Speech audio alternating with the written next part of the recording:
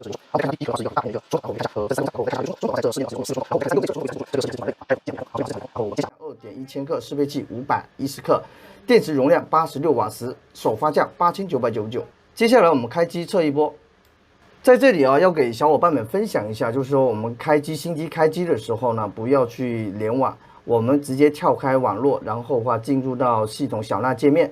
然后记得不要填一堆资料，我们只需要填好系统的账户，然后其他的密码跳过，所有的资料跳过，好吧？不要填一堆没用的资料，这样只会让你的电脑更新很缓慢啊。好，我们按照国际惯例，我们先走一下鲁大师。鲁大师整体跑分的话是119万。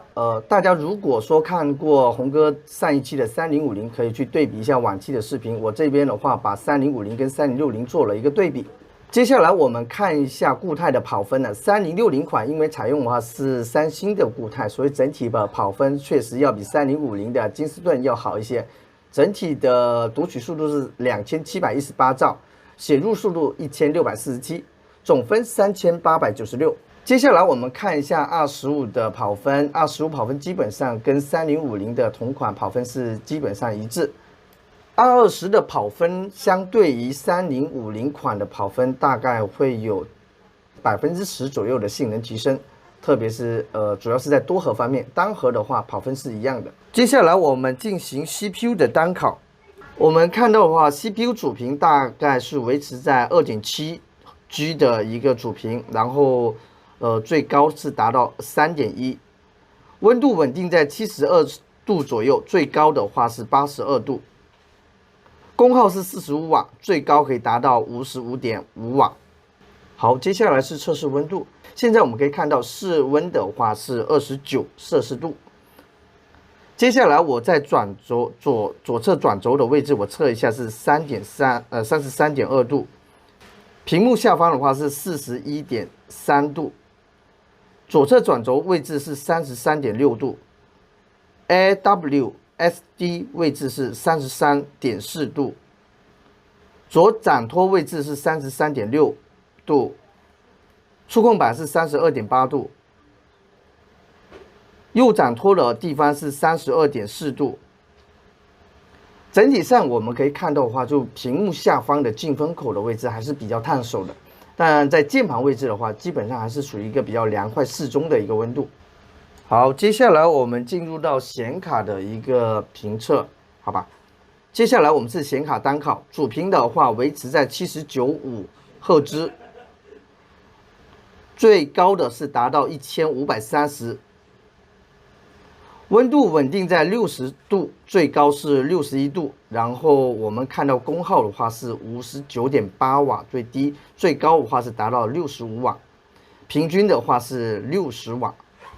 整个显卡测试下来，温度的功耗控制还是很好的。